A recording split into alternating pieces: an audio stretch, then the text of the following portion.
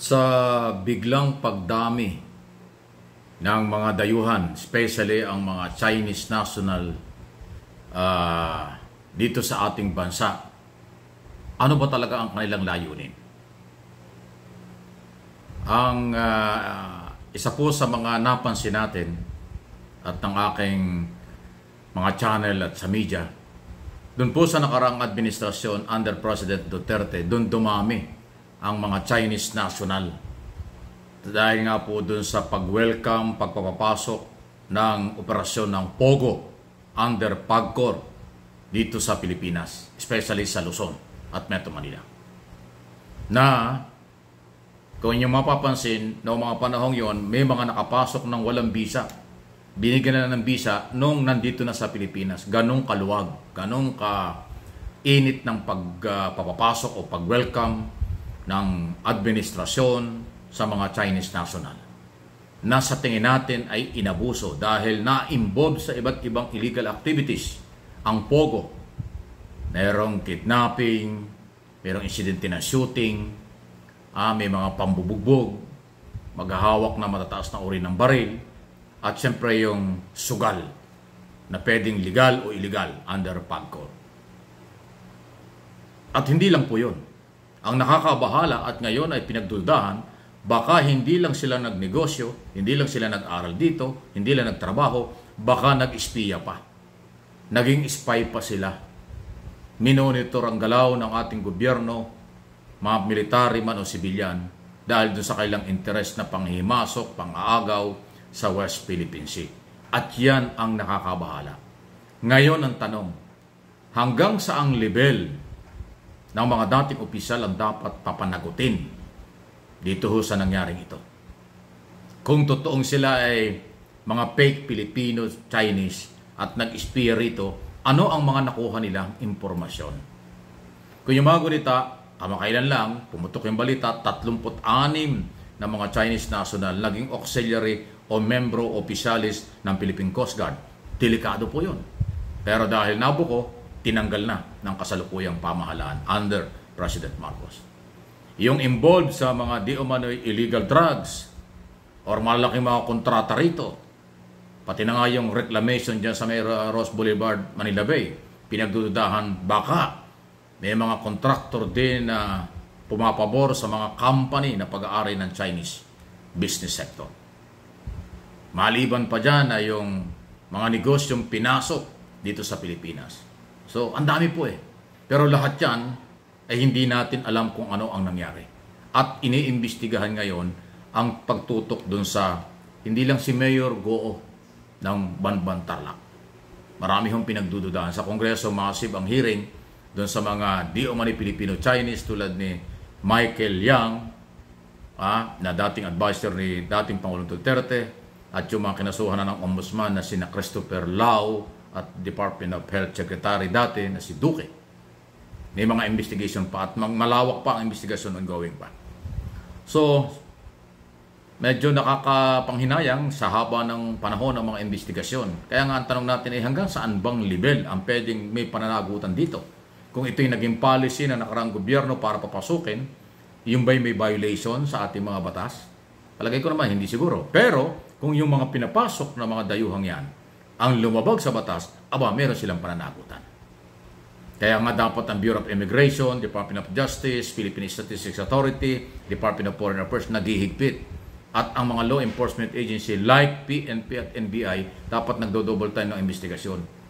At tulad ng sinabi ko, hindi dapat deportation kaagad-agad. Ang sino mang dayuhang na meke ng dokumento, fake Filipino na patunayan, kasuhan or ikulong muna bago i-deport. Kasi pag i-deport yan after 1 year o 6 months, babalik, ibang pangalan ang gagamitin. So, maaaring may korupsyon, inabuso. Ang nakakabahala nga lang, ano kayang impormasyon ang nakuha nila? Kung sila ay nag-espiya lang kaya pumasok dito, ginamit ang operasyon ng POGO. Kaya yung mga dating opisyalis ng PAGCOR, chairman, president, pati siguro yung mga board of directors doon, dapat pinapatawag din ng Kongreso at Senado, pinagpapaliwanag. Ano ba yung konkretong basihan nila? Bakit sila pumayag na magkaroon ng POGO at yung Chinese national ang maging maging empleyado or magpatakbo. Samantalang ang maraming Pilipino walang trabaho na kaya din namang magtrabaho sa ganyang klaseng business. Bakit binigyan ng priority ang dayuhan? Tapos ngayon nga, hindi naman ho natigil, mas tumitindi pa ang pagiging agresibo at kawalang respeto sa Philippine law at international law ng Chinese government sa West Philippine Sea. Mabuti na lang at pinanindigan po ni Pangulong Marcos na atin yan at hindi natin papayagan. Any comment, reaksyon sa bagay na yan? Welcome po. Well, sunod na pag-usapan natin itong controversial, paisa-isa pero hindi sila magsuporta, sa halip binabatikos pa yung paninindigan ng Pangulong Marcos na sa oras na merong mabuwis na buhay na Pilipino, civilian, sundalo, or Coast Guard sa West Philippine Sea, yan ay tinuturing na act of war at ibang level na. Papalag na ang gobyerno, hindi na papayag ang gobyerno. Nandyan ang Mutual Defense Treaty sa pagitan ng Pilipinas at ng Amerika at hindi papayag ang Philippine government under President Marcos na yan ay mangyari at bibigyan ng justisya at hindi ho talaga mangyayaring ganun din. Pero nakakakuha ng suporta sa international community, nakakakuha ng suporta sa mga Pilipinong matitino, nakakaintinding tayo may karapatan, pero ang mga pro-China group or kung anumang grupo sila anti-Marcos, sa halip na sumuporta, bumabatikos pa. Takot sila or kung ano man ang kanilang interest, hindi natin alam.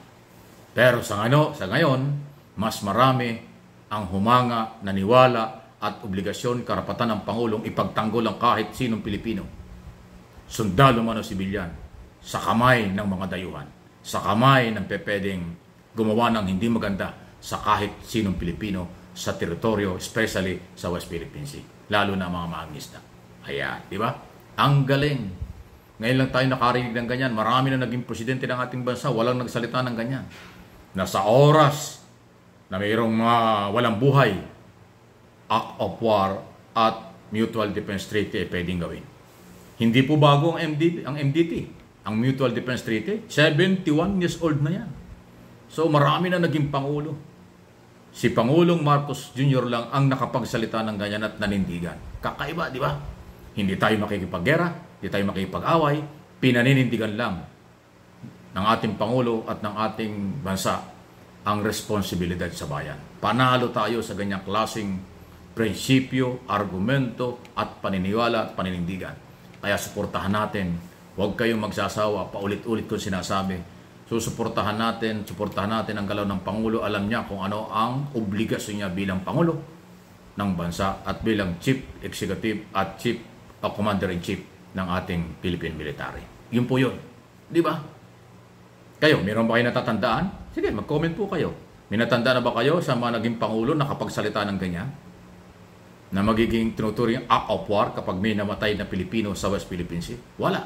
Si Pangulo lang. At sabi nga niya, tataas ang level ng tensyon. At panahon na para naman panindigan ng Pilipinas ang dapat nilang gawin bilang proteksyon sa kung sino mang gagawa. Huwag naman sana. Kapayapaan pa rin ang kailangan.